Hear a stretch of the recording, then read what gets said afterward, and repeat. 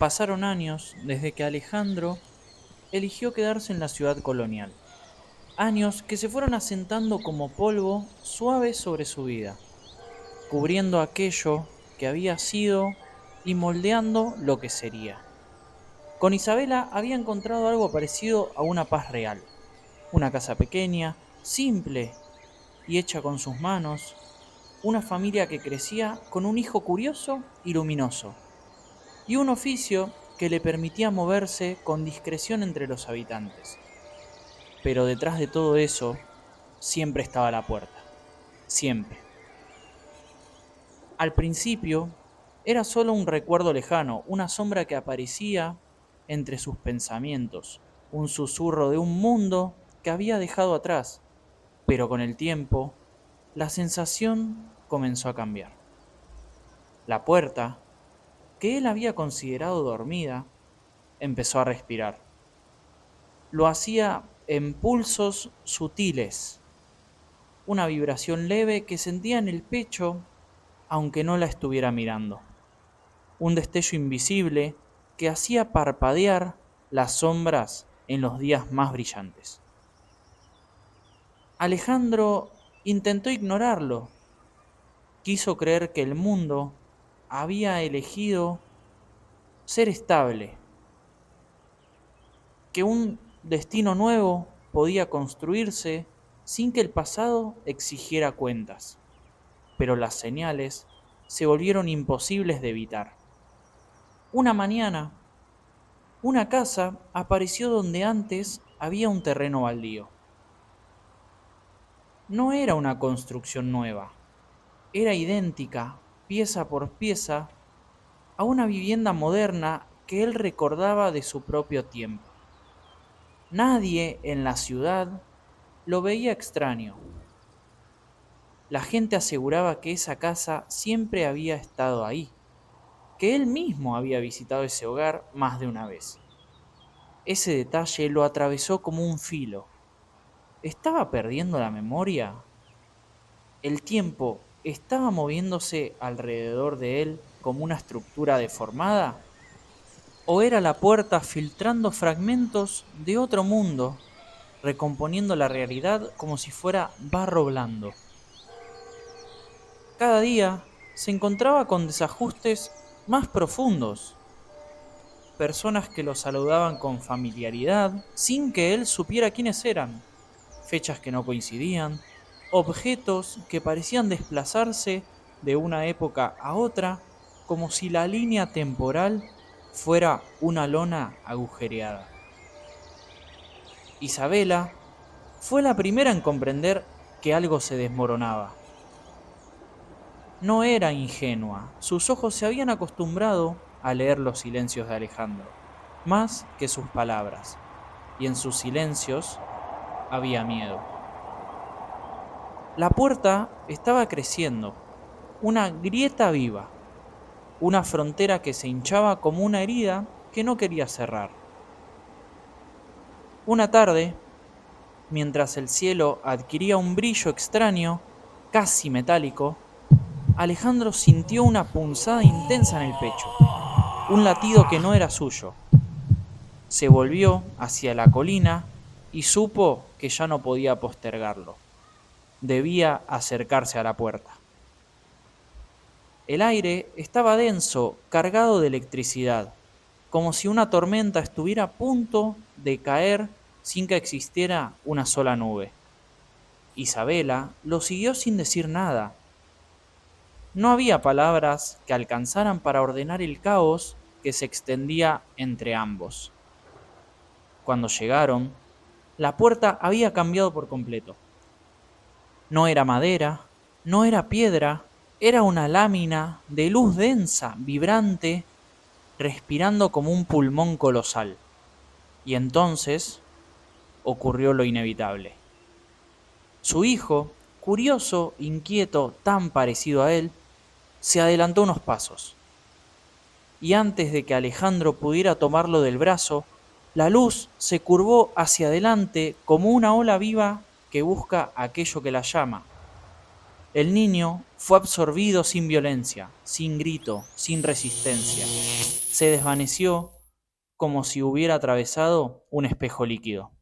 El mundo de Alejandro se quebró. La puerta parpadeó como un ojo cansado y el aire tembló. Y de la luz emergió una figura desconocida. Un hombre vestido con una mezcla imposible de tiempos. Telas ancestrales, metales modernos, costuras improvisadas. Su voz era áspera cuando habló, como si arrastrara varias vidas encima de cada palabra. Anunció que la puerta estaba colapsando, que se tragaba todo, que si Alejandro no cruzaba ahora, jamás encontraría a su hijo. Y así como apareció, desapareció. La puerta pulsó una última vez, una respiración, un latido final. Alejandro tomó la mano de Isabela. En su mirada había amor, dolor y una verdad silenciosa. Él la soltó, no para abandonarla, sino porque sabía que si seguía sosteniéndola, no sería capaz de dar el paso, y su hijo estaría solo. Cruzó la puerta, la luz lo devoró. El mundo colonial quedó atrás, la puerta tembló y se cerró para siempre. Isabela cayó de rodillas, rodeada por un silencio tan profundo que parecía contener otro mundo. Pero no hubo destello, ni sonido, ni regreso. Del otro lado, el tiempo era distinto. Alejandro avanzaba por un sendero de tierra que se extendía entre las sombras de un bosque espeso. El aire tenía un olor extraño, humedad, madera vieja y algo más. Algo que no pertenecía al tiempo que él conocía. Había un silencio tan preciso que parecía estar esperando un movimiento para quebrarse. Durante horas caminó guiado por la intuición y por la imagen persistente de Isabela abrazando a su hijo antes de desaparecer. Como si fuera una fuerza invisible la que lo hubiera reclamado. En ocasiones creía ver su figura entre los árboles, pero cuando parpadeaba no quedaba nadie. Solo la certeza de que cada paso lo alejaba de su vida anterior. El bosque cambiaba, no era percepción, estaba cambiando de verdad. Los troncos crecían hacia lo alto como columnas de un templo antiguo. El suelo se volvía más firme, más ordenado. Las sombras adquirían tonos dorados, como si filtraran una luz que no venía del sol, sino de otro tiempo. Entonces escuchó el murmullo, un sonido suave, como el roce del viento contra telas o la repetición lejana de un rezo. Esa vibración lo guiaba, lo empujaba, no lo invitaba, lo reclamaba. Llegó a un claro y vio las primeras construcciones. Casas bajas de madera, techos de paja, humo tenue escapando por chimeneas primitivas. Era un pueblo colonial intacto, detenido en una época imposible. Los habitantes caminaban con calma, observándolo sin mirarlo directamente, como si supieran que él no pertenecía ahí, pero también como si hubiera sido esperado. Entre todas esas miradas esquivas, hubo una que no desvió la vista. Isabela. Estaba ahí, más joven, más serena, vestida con sencillez, iluminada por una claridad que no pertenecía a ninguna hora del día. Era real, tan real que Alejandro sintió que el aire retrocedía un instante, pero algo en ella era distinto. Era ella, sí, pero no la mujer con la que él había compartido años. Esta Isabela parecía haber nacido en ese mundo, no haber llegado desde otro. Tras ella, oculto entre sombras que parecían abrirse para darle paso, estaba su hijo. El niño lo miraba con una mezcla de desconcierto y reconocimiento profundo.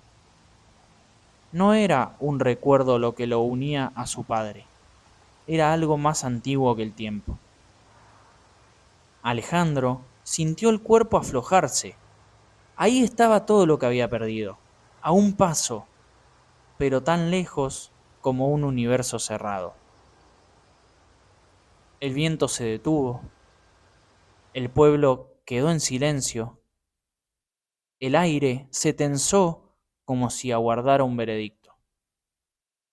Entonces la puerta apareció. Una estructura antigua, de madera oscura, sostenida por nada. No tenía pared, ni cimientos, ni explicación. Era un límite, una frontera, una elección. Del otro lado, brillaba una luz que Alejandro reconoció. Su tiempo, su vida, su vacío. Comprendió al instante que aquella puerta no era un escape ni una invitación. Era un punto final, un corte limpio entre todo lo vivido y todo lo perdido. Alejandro respiró profundo, miró a su hijo, inmóvil, mirándolo como si intentara recordar un sueño que nunca tuvo. Miró a Isabela, sostenida por una calma que ya no era súplica, era de aceptación. No había señales, ni promesas, solo una certeza que se extendió como un destino que ya estaba escrito. Alejandro dio un paso.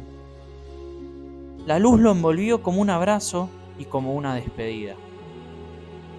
La madera crujió, el aire del pueblo se suspendió y la puerta se cerró detrás de él con un golpe seco, definitivo, irrepetible. Del lado colonial desapareció para siempre. Del otro lado, nadie supo qué ocurrió, si Alejandro alcanzó a su hijo, si logró regresar, o si el tiempo siquiera le permitió comprender lo que había cruzado.